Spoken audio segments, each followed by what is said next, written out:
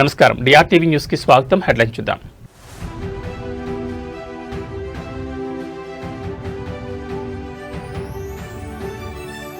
ధీమాగా దానం, ఖైరతాబాద్కు ఉప ఎన్నిక లేదని ఎమ్మెల్యే.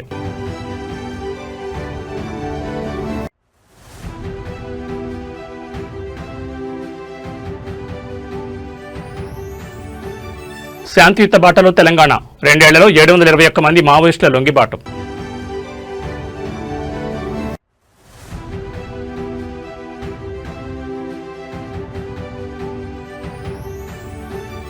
డిజిటల్ క్రాప్ సర్వేలో సాంకేతిక సేగ, రైతులు వాలంటీర్ల అవస్థలు.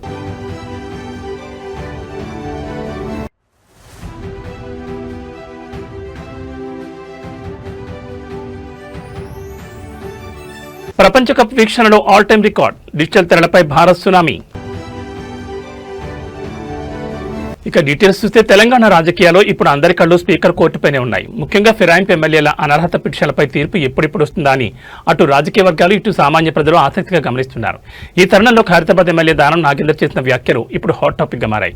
తనపై ఉన్న అనర్హత పిటిషన్ ఖచ్చితంగా కొట్టేస్తారని, ఉప ఎన్నిక వచ్చే ప్రసక్తే లేదని దానం తన సన్నిహితుల వద్ద ధీమా వ్యక్తం చేసినట్టు తెలుస్తోంది. బీఆర్ఎస్ నుంచి గెలిచి కాంగ్రెస్ లో చేరిన దానం నాగేందర్ పై అనర్హత వేటు తప్పదని ప్రతిపక్షాలు భావిస్తుంటే దానం మాత్రం అందుకు భిన్నంగా స్పందిస్తున్నారు. స్పీకర్ కోర్టులో తీర్పు తనకు అనుకూలంగానే వస్తుందని ఆయన నమ్ముతున్నారు. ప్రధానంగా బీఆర్ఎస్ వేసిన పిటిషన్లోని లోపాలను ఆయన తరపు న్యాయవాదులు ఎత్తి చూపుతున్నారు. బీఆర్ఎస్ ఫిర్యాదు చేసే నాటికి దానం ఎంపీగా పోటీ చేయలేరు. పార్టీ వ్యతిరేక కార్యకలాపాల కింద బీఆర్ఎస్ ఆయనకు ఎలాంటి నోటీసులు ఇవ్వలేదు. ఆయన్ని పార్టీ నుంచి సస్పెండ్ చేయకపోవడం కూడా ఆయనకు కలిసొచ్చే అంశంగా కనిపిస్తోంది.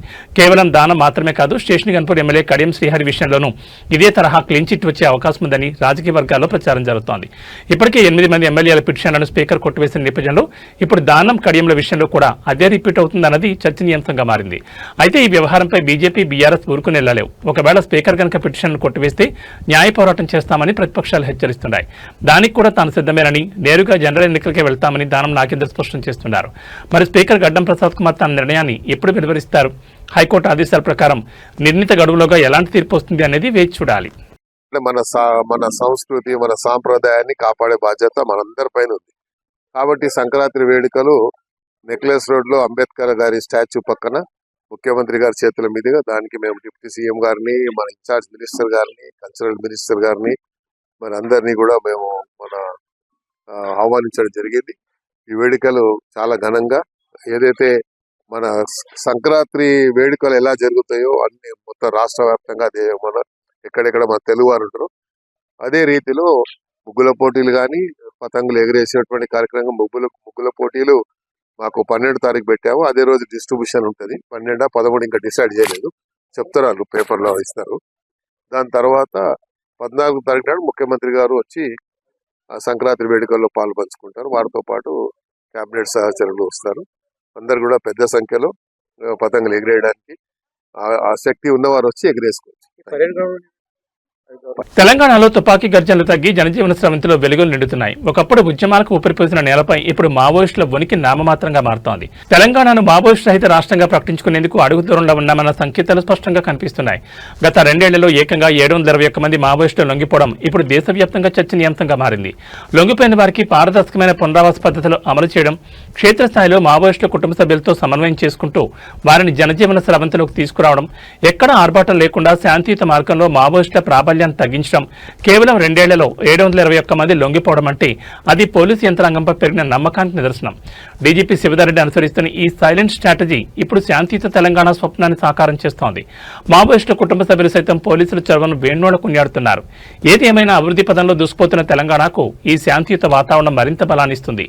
ఒకప్పుడు అడవి బాట పట్టిన వారు ఇప్పుడు సమాజంలో కలిసిపోతుండడం శుభపరిణామం. డీజీపీ శివధర్రెడ్డి నాయకత్వంలో తెలంగాణ త్వరలోనే పూర్తిస్థాయి మావోయిస్టు రహిత రాష్ట్రంగా అవతరించబోతోంది.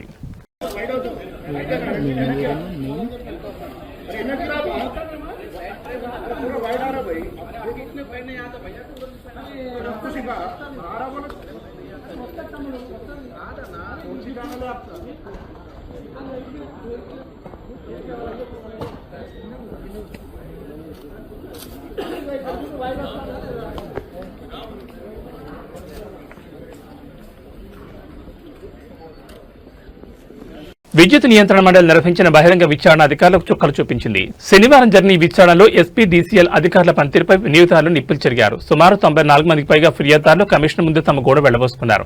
రైతుల సమస్యల గురించి, సోలార్ ఉత్పత్తిదారుల ఇబ్బందుల వరకు క్షేత్రస్థాయిలో తాము ఎదుర్కొంటున్న నరకాన్ని ఈఆర్సీ దృష్టికి తీసుకెళ్లారు. ఏళ్ల తరబడి వేచి చూడాల్సిందేనా అంటూ రైతులు అధికారులను నిలదీసిన తీరు విచారణలో హైలైట్ గా నిలిచింది. సంగారెడ్డి, సిద్దిపేట, వికారాబాద్ జిల్లాలకు చెందిన రైతులు తమ గోడును వినిపించారు. ట్రాన్స్ఫార్మర్ల కోసం డీడీలు కట్టి ఏళ్లు గడుస్తున్నా నేటికి మోక్షం కలగలేదని వాపోయారు. క్షేత్రస్థాయి సిబ్బంది ఉద్దేశపూర్వకంగానే ఇబ్బందులు గురిచేస్తున్నారని ఆరోపించారు.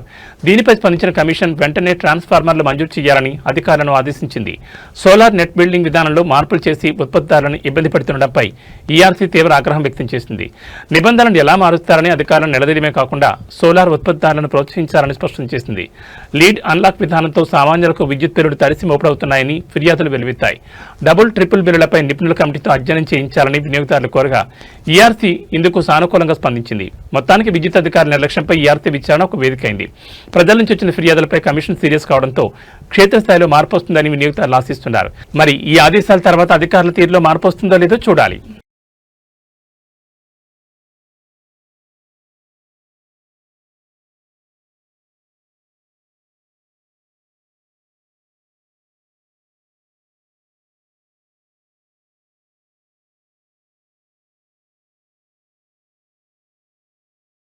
భాగ్యనగరంలో డ్రగ్స్ మాఫియాపై పోలీసులు, కస్టమ్స్ అధికారులు ఉక్కుపాదం మోపుతున్నారు. శంషాబాద్ అంతర్జాతీయ విమానాశ్రయం వేదికగా సాగుతున్న భారీ గంజాయి అక్రమ రవాణాను కస్టమ్స్ అధికారులు అడ్డుకున్నారు.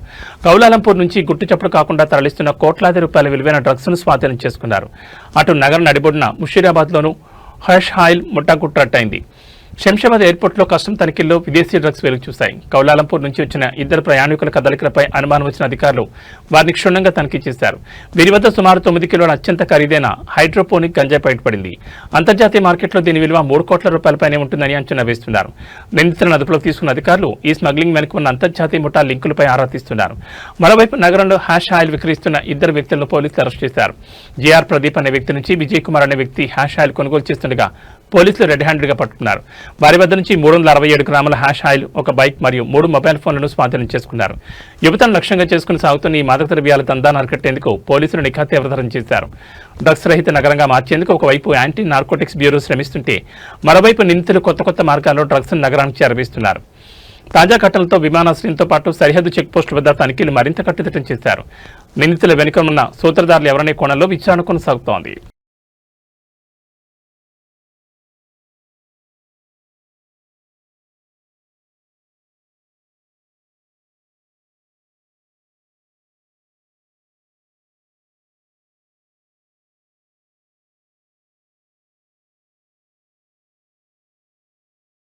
రాష్ట్ర వ్యాప్తంగా సాగు వివరాల సేకరణ కోసం ప్రభుత్వం ప్రతిష్టాత్మకంగా చేపట్టిన పంటల డిజిటల్ సర్వే ఇప్పుడు సాగుతున్న తీరు చర్చనీయాంశంగా మారింది. క్షేత్రస్థాయిలో సాంకేతిక లోపాలు వెన్నాడుతుండటంతో అటు అధికారులు, ఇటు వాలంటీర్లు తరలపట్టుకుంటున్నారు. ఫోటోలు అప్లోడ్ కాకపోవడం, అప్లోడ్ అయినా తిరస్కరణకు గురవుతుండటంతో రేపు తమకు ప్రభుత్వ పథకాలు అందుతాయో లేదోనని అన్నదాతలు తీవ్ర ఆందోళన చెందుతున్నారు. పంట సాగు విస్తీర్ణాన్ని పక్కాగా లెక్కించేందుకు కేంద్ర ఆదేశాలతో రాష్ట్ర ప్రభుత్వం ఈ డిజిటల్ సర్వేకు శ్రీకారం చుట్టింది. సుమారు 1.5 కోట్ల ఎకరాల్లో సాగు వివరాలను కేవలం 45 రోజుల్లో పూర్తి చేయాలని లక్ష్యంగా పెట్టుకుంది. ఇందుకోసం 9,795 మంది వాలంటీర్లను రంగంలోకి దించింది. అయితే క్షేత్రస్థాయిలో పరిస్థితి మాత్రం భిన్నంగా ఉంది. వాలంటీర్లు తీసిన ఫోటోలు స్పష్టంగా లేవన్న నెపంతో L1 స్థాయిలోనే రిజెక్ట్ అవుతున్నాయి. దీంతో చేసిన పని మళ్లీ చేయాల్సి వస్తోందని వాలంటీర్లు వాపోతున్నారు. ముఖ్యంగా ఆదిలాబాద్, మంచిర్యాల, కామారెడ్డి, నల్గొండ వంటి జిల్లాల్లో సర్వర్ సమస్యలు యాప్ మొరాయిస్తుండటంతో డేటా నమోదు కావడం లేదు. నిరుద్యోగ యువతకు కేవలం ఒక్కరోజు మాత్రమే శిక్షణ ఇచ్చి సర్వేకి పంపడం వల్ల సాంకేతిక అంశాలపై వారికి పట్టు చిక్కడం లేదు. వాలంటీర్లు తీసిన ఫోటోలను ఆమోదించే అధికారం ఏఈఓలకు లేకపోవడంతో సమస్య మరింత జటిలమవుతోంది. ఫోటోలు సక్రమంగా నమోదు కాకపోతే రైతు భరోసా వంటి పథకాలు ఎక్కడ కట్ అవుతాయోనని రైతులు భయపడుతున్నారు. ప్రభుత్వం వెంటనే స్పందించి సాంకేతిక లోపాలను సరిదిద్దాలని డిమాండ్ చేస్తున్నారు. లక్ష్యం మంచిదే అయినా అమల్లో వస్తున్న ఈ అడ్డంకులు సర్వే గడువుపై ప్రభావం చూపేలా ఉన్నాయి. క్షేత్రస్థాయి సిబ్బందికి పూర్తిస్థాయి అవగాహన కల్పించడంతో పాటు యాప్లో మార్పులు చేయకపోతే సర్వే లక్ష్యం నీరు కారిపోయే ప్రమాదం ఉంది. మరి దీనిపై వ్యవసాయ శాఖ ఉన్నతాధికారులు ఎలా స్పందిస్తారో చూడాలి మరి.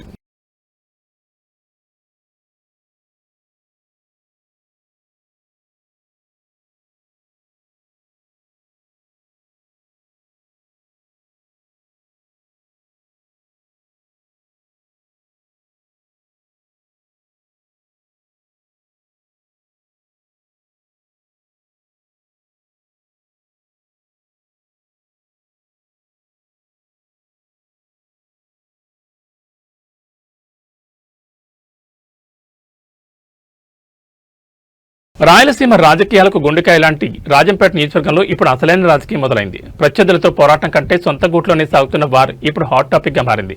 తెలుగుదేశం జనసేన పార్టీలు కలిసి కూటమిగా ఏర్పడిన రాజంపేటలో మాత్రం నేనంటే నేను అనే ఆధిపత్య పోరు క్యాడర్ను అయోమయంలో నెట్టిస్తోంది. ఇన్ఛార్జ్ చమర్తి జగన్మోహన్ రాజు వర్గం ఒకవైపు, ఎల్లటూరు శ్రీనివాసరాజు వర్గం మరోవైపు సాగిస్తున్న ఈ అంతర్యుద్ధం రాజంపేట రాజకీయాలను వేడెక్కిస్తోంది. రాజంపేటలో కూటమి నేతల మధ్య మొదలైన ఈ చిచ్చు ఇప్పుడు ముదురుతోంది. ఒకవైపు సుదీర్ఘకాలంగా పార్టీని నమ్ముకుని కష్టకాలంలో కార్యకర్తలకు అండగా నిలిచిన టీడీపీ ఇన్ఛార్జ్ చమర్తి జగన్మోహన్ రాజు క్షేత్రస్థాయిలో పటిష్టమైన యంత్రాంగం తనకే ఉందని, నియోజకవర్గంలో తనదే పనిచేయని ఆయన భావిస్తున్నారు. మరోవైపు మాజీ అధికారిగా పరిపాలనా అనుభవం ఉన్న జనసేన నేత ఎల్లటూరు శ్రీనివాసరాజు తనదైన శైలిలో దూసుకుపోతున్నారు. విద్యావంతుడు, మృదు స్వభావి అనే ఇమేజ్తో కొత్త తరం ఓటర్లను ఆకర్షిస్తూ రాజంపేట రాజకీయాల్లో తన ముద్ర వేసేందుకు ప్రయత్నిస్తున్నారు. ఒకే సామాజిక వర్గానికి చెందిన ఇద్దరు నేతల మధ్య అగ్రస్థానం ఎవరిది అనేది ఇప్పుడు ప్రధాన సమస్యగా మారింది. అభివృద్ధి పనులు ఎవరు చేసినా చివరకు జిల్లా సాధన ఉద్యమం క్రెడిట్ విషయంలోనూ మా నాయకుడి వల్ల ఇది సాధ్యమైందంటూ ఇరు వర్గాలు పోటాపోటీకి ఫ్లెక్సీలు ఏర్పాటు చేస్తున్నాయి. గ్రౌండ్ లెవెల్ కంటే సోషల్ మీడియాలో ఇరు వర్గాల అనుచరులు ఒకరిపై ఒకరు చేసుకుంటున్న విమర్శలు కూటమి పరువు తీస్తున్నాయి. కూటమి ధర్మం ప్రకారం కలిసి వెళ్లాల్సిన నేతలు ఇలా జగన్మోహన్ రాజు వర్గం, శ్రీనివాసరాజు వర్గంగా విడిపోవడం రాబోయే స్థానిక సంస్థల ఎన్నికలపై ప్రభావం చూపుతుందనే ఆందోళన కార్యకర్తల్లో వ్యక్తమవుతోంది. ఈ ఆధిపత్య పోరు ఇలాగే కొనసాగితే అది ప్రత్యర్థి పార్టీలకు వరంగా మారే ప్రమాదం ఉందని రాజకీయ విశ్లేషకులు హెచ్చరిస్తున్నారు. మరి ఈ ఇద్దరు రాజుల మధ్య ఉన్న విభేదాలను అధిష్టానం చక్కదిద్దుతుందా, లేక ఈ అంతర్యుద్ధం రాజంపేటలో కూటమి కోటను బీటలు వారుస్తుందా అన్నది వేచి చూడాలి.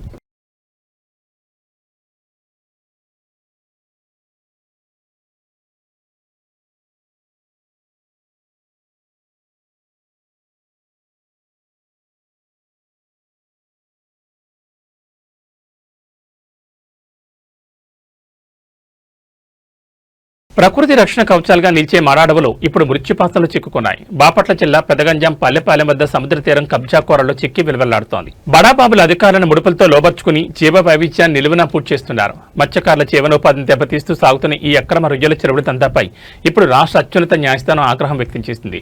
పల్లెపాలెం సుమారు 600 మత్స్యకార కుటుంబాలకు జీవనాధారం. రొంపేరు కాలువ, పిల్ల కాలువలో చేపలు పట్టుకుంటూ ఈ కుటుంబాలు బతుకుతున్నాయి. ఇక్కడి మరాడవులు కేవలం చెట్లు మాత్రమే కాదు, తీర ప్రాంతానికి రక్షణ కోడలు. ఇవి జీవ వైవిధ్యాన్ని కాపాడతాయి, చేపల సంతానోత్పత్తికి కేంద్రాలుగా నిలుస్తాయి. ప్రకృతి విపత్తుల సమయంలో సముద్ర అలల ఉధృతిని తగ్గించే రక్షణ కవచాలివి. బాపట్లకు చెందిన ఓ వ్యక్తి అధికారుల అండదండలతో ఈ ప్రభుత్వ భూములను, మరాడవులను పూర్తిగా ధ్వంసం చేశారు.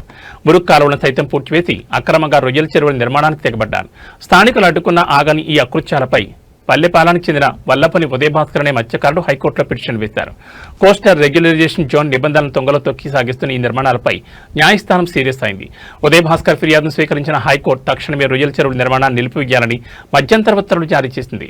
అంతేకాకుండా ఈ వ్యవహారంపై 3 నెలలుగా క్షేత్రస్థాయి పరిశీలన చేసి సమగ్ర నివేదిక సమర్పించాలని జిల్లా కలెక్టర్ను ఆదేశించింది. న్యాయస్థానం జోక్యంతోనైనా మరాడవుల విధ్వంసం అవుతుందా, బాధ్యులైన అధికారులపై చర్యలు తీసుకుంటారా అనేది ఇప్పుడు చర్చనీయాంశంగా మారింది.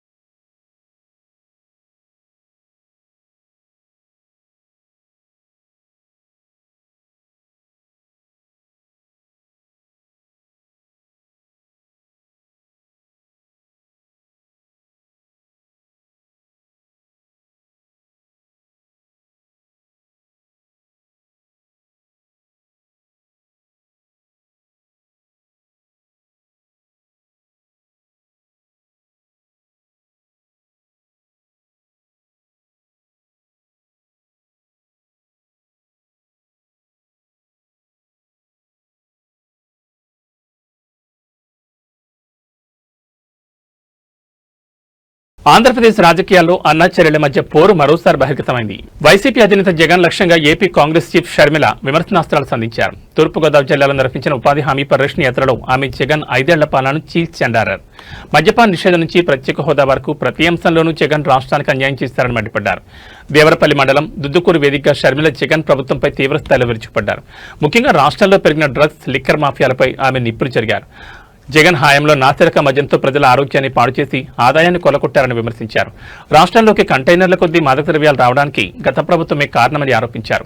మోదీ కాలర్ పట్టుకుంటానని చెప్పిన జగన్ అధికారంలోకి వచ్చాక బీజేపీకి సాగిలపడ్డారని, 3 రాజధానుల పేరుతో రాష్ట్రానికి రాజధాని లేకుండా చేశారని ఘాటుగా విమర్శించారు. పోలవరం ప్రాజెక్టును కూడా నిర్వీర్యం చేశారని మండిపడ్డారు. ఇదే సభలో కాంగ్రెస్ మహిళా అధ్యక్షురాలు అమర్ జహబక్ మాట్లాడుతూ సొంత తల్లికి చెల్లికి న్యాయం చేయలేని వ్యక్తి రాష్ట్రానికి ఎలా మేలు చేస్తారంటూ వ్యక్తిగత అంశాలు ప్రస్తావించి జగన్ నిరకాటంలో నెట్టే ప్రయత్నం చేశారు. మొత్తానికి షర్మిల యాత్రలో జగన్ వైఫల్యాలే ప్రధాన ఎజెండాగా కనిపిస్తున్నాయి. అటు ప్రభుత్వ విధానాలను ఇటు కుటుంబ వ్యవహారాలను ప్రస్తావిస్తూ ఆమె చేస్తున్న విమర్శలు రాజకీయంగా ప్రకంపనలు సృష్టిస్తున్నాయి. మరి షర్మిల వ్యాఖ్యలపై వైసీపీ వర్గాల నుంచి ఎలా స్పందిస్తాయో చూడాలి.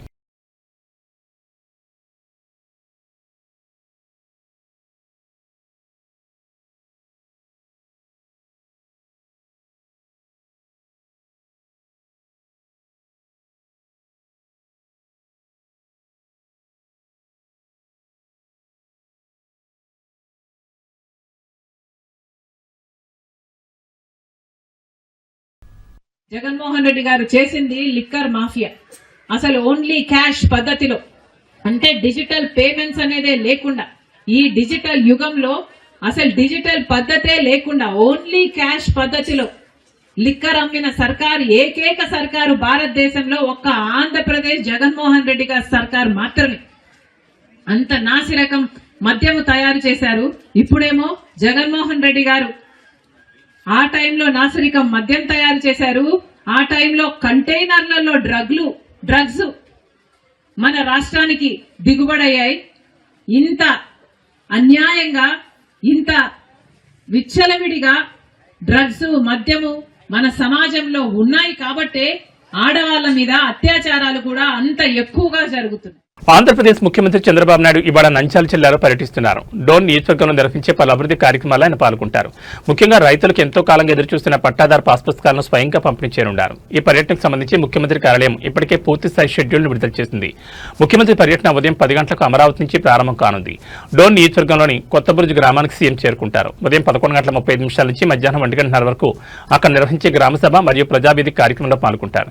ఈ సందర్భంగా రైతులకు పట్టాదారు పాస్ పుస్తకాలు అందజేస్తారు. మధ్యాహ్నం 2:05 నిమిషాలకు స్థానిక రైతులతో సీఎం ప్రత్యేకంగా సమావేశమై వారి సమస్యలను అడిగి తెలుసుకుంటారు. మధ్యాహ్నం 2:40 నిమిషాలకు టీడీపీ కార్యకర్తలతో ఏర్పాటు చేసిన సమీక్ష సమావేశంలో పాల్గొని భవిష్యత్ కార్యాచరణపై దిశానిర్దేశం చేయనున్నారు. పర్యటన ముగిసిన అనంతరం సాయంత్రం 5:40 నిమిషాలకు సీఎం తిరిగి అమరావతికి పయనమవుతారు. ముఖ్యమంత్రి రాక నేపథ్యంలో నంద్యాల జిల్లా యంత్రాంగం పక్కా ఏర్పాట్లు చేసింది. రాష్ట్ర వ్యాప్తంగా భూ సమస్యల పరిష్కారంపై దృష్టి సారించిన కూటమి ప్రభుత్వం ఈ పాస్ పుస్తకాల పంపిణీని ప్రతిష్టాత్మకంగా తీసుకుంది. డోన్ పర్యటన ద్వారా రైతులకు భరోసా ఇవ్వడంతో పాటు party కేడర్లోనూ నూతనోత్సాహం నింపేలా Chandrababu schedule ఖరారైంది.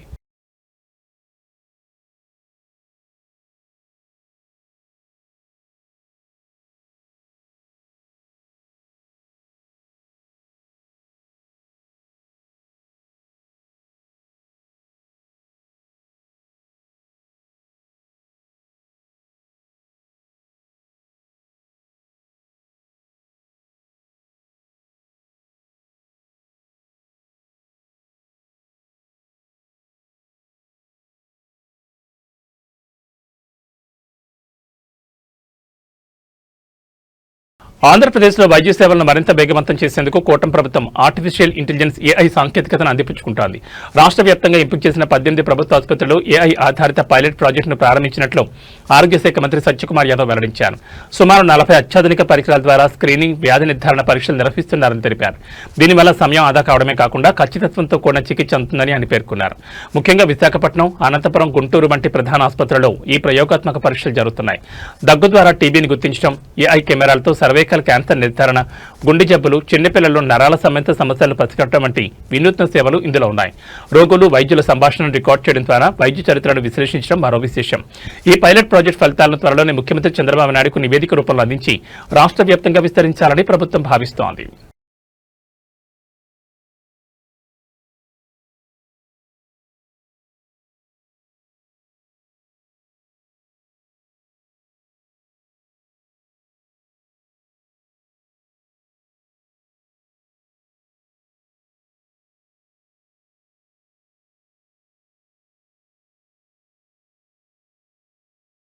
Wireless device, that's an advantage.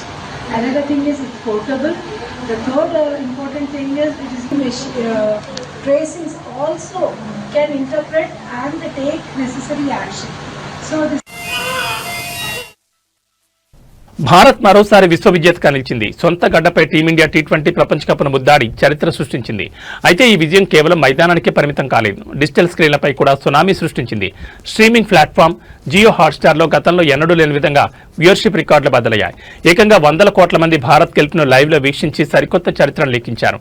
నిన్న జరిగిన ఉత్కంఠభరిత ఫైనల్లో న్యూజిలాండ్ను 96 పరుగుల తేడాతో మట్టుకరిపించిన భారత్ మూడోసారి టీ20 టైటిల్ను కైవసం చేసుకుంది.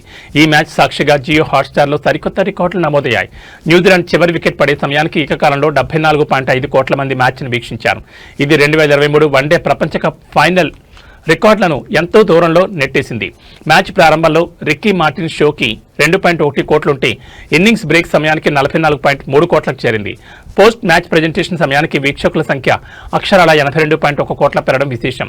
సొంత గడ్డపై ప్రపంచ కప్ నెక్కిన ఏకైక జట్టుగా భారత్ రికార్డు సృష్టించడమే కాకుండా ఓటీటీ వీక్షణలో ప్రపంచంలోని అత్యధికంగా వీక్షించబడిన క్రీడా ఈవెంట్గా ఈ ఫైనల్ నిలిచింది. మొత్తానికి రోహిత్ సేన మైదానంలో పరుగుల వర్షం కురిపిస్తే అభిమానులు డిజిటల్ తెరల వైపు వ్యూవర్షిప్ వర్షం కురిపించారు. టీమిండియా సాధించిన ఈ చారిత్రాత్మక విజయం అటు క్రికెట్ చరిత్రలో ఇటు టెక్నాలజీ ప్రపంచంలో చిరస్థాయిగా నిలిచిపోతుంది. Once again congratulations team India. గత కొన్ని రోజులుగా ఐటీ వర్గాల్లో కలకలం రేపుతున్న టెక్ మహేంద్ర లే ఆఫ్స్ వార్తలకు ఎట్టకేలకు తెరపడింది. తమ సంస్థలో వేల సంఖ్యలో ఉద్యోగాల కోత ఉండబోతోందంటూ వస్తున్న వార్తలను యాజమాన్యం తీవ్రంగా ఖండించింది. 30,000 మందిని తొలగిస్తున్నారంటూ జరుగుతున్న ప్రచారంలో ఏమాత్రం నిజం లేదని సోమవారం అధికారికంగా స్పష్టం చేసింది. ఈ మేరకు స్టాక్ ఎక్స్చేంజీలకు క్లారిటీ ఇస్తూ ప్రకటన విడుదల చేసింది. ముఖ్యంగా ఎక్స్ వంటి సోషల్ మీడియా వేదికల్లో టెక్ మహేంద్రలో భారీ తొలగింపులు జరగబోతున్నాయని వైరల్ అయిన వార్తలపై కంపెనీ ఘాటుగా స్పందించింది. మార్కెట్లో అనవసరపు ఊహాగానాలు నెలకొనడంతో కంపెనీ నిర్ణయం తీసుకుంది. 30,000 మంది ఉద్యోగులను తొలగించే ప్రణాళిక ఏదీ పరిశీలనలో లేదని స్పష్టం చేసింది. సామూహిక తొలగింపుల కంటే ఉద్యోగుల ఉత్పాదకతను పెంచే చర్యలపైనే మొగ్గు చూపుతున్నట్లు తెలిపింది. ఒక ప్రాజెక్టు ముగిసిన తర్వాత ఉద్యోగులను కొత్త ప్రాజెక్టులోకి మార్చే ప్రక్రియ నిరంతరం సాగుతుందని గతంలోనే వెల్లడించింది. ప్రపంచవ్యాప్తంగా దాదాపు 1,50,000 మంది ఉద్యోగులు కలిగిన టెక్ మహీంద్రా ఆర్టిఫిషియల్ ఇంటెలిజెన్స్ ప్రభావంతో ఉద్యోగాలు పోతాయన్న ఆందోళన మధ్య ఈ కీలక ప్రకటన చేసింది. అమెజాన్, వరాకెల్ వంటి గ్లోబల్ కంపెనీలు భారీగా కోతలు విధిస్తున్నా తాము మాత్రం ఉద్యోగుల భద్రతకే మొగ్గు చూపుతున్నట్లు టెక్ మహీంద్రా సంకేతాలిచ్చింది. ఏది ఏమైనా ఐటీ రంగంలో నెలకొన్న అస్థిరత మధ్య టెక్ మహీంద్రా ఇచ్చిన ఈ క్లారిటీ లక్షలాది మంది ఉద్యోగులకు మరియు వారి కుటుంబాలకు పెద్ద ఊరటనిచ్చింది. సోషల్ మీడియాలో వచ్చే అనధికారిక వార్తలు నమ్మొద్దని, సంస్థ ఇచ్చే అధికారిక సమాచారాన్ని మాత్రమే పరిగణలోకి తీసుకోవాలని నిపుణులు సూచిస్తున్నారు.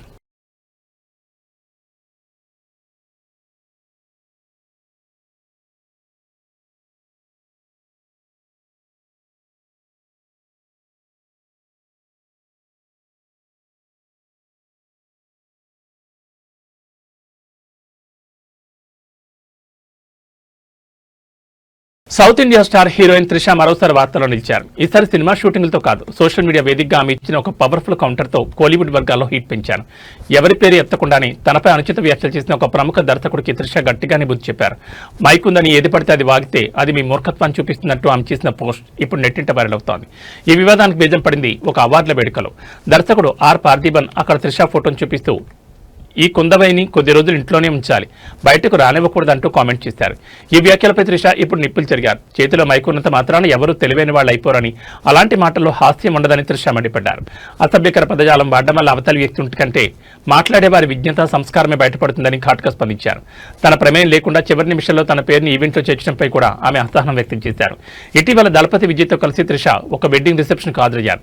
విజయ్ వ్యక్తిగత జీవితంపై పుకార్లు వస్తున్న తరుణంలో వీళ్ళిద్దరు జంటగా కనిపించడం, ఫోటోలకు ఫోజులివ్వడం హాట్ టాపిక్ గా మారింది. ఈ సంఘటన తర్వాతే పార్థిబన్ బయటకు రానివ్వకూడదు అంటూ కామెంట్ చేయడం గమనార్హం.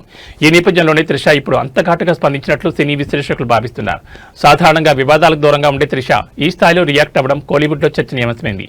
ఒక సీనియర్ దర్శకుడు అయ్యుండి ఒక నటి వ్యక్తిగత స్వేచ్ఛను ఉద్దేశించి అలా మాట్లాడడం ఎంతవరకు సమంజసం అనే చర్చ కూడా నడుస్తోంది. మరి త్రిష కౌంటర్ కు పార్థిబన్ మళ్లీ స్పందిస్తారా, లేక ఈ వివాదం ఇక్కడితో సద్దుమణుగుతుందా అనేది చూడాలి.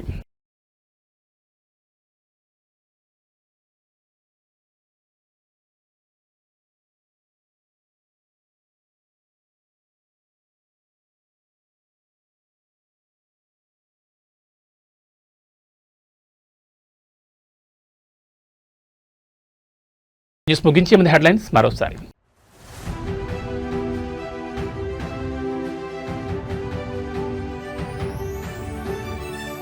ధీమాగా దానం, ఖైరతాబాద్కు ఉప ఎన్నిక లేదన్న ఎమ్మెల్యే.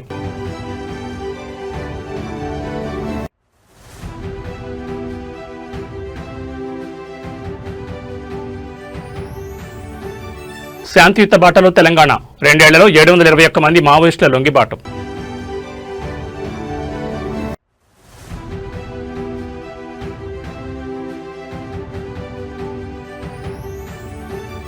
డిజిటల్ క్రాప్ సర్వేలో సాంకేతిక సేగ, రైతులు వాలంటీర్ల అవస్థలు.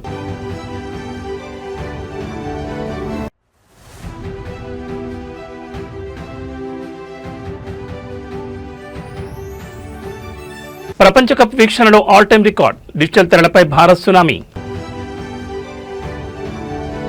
ఇవి బులెటిన్ విశేషాలు. మరో బులెటిన్లో మళ్ళీ కలుసుకుందాం. నమస్కారం.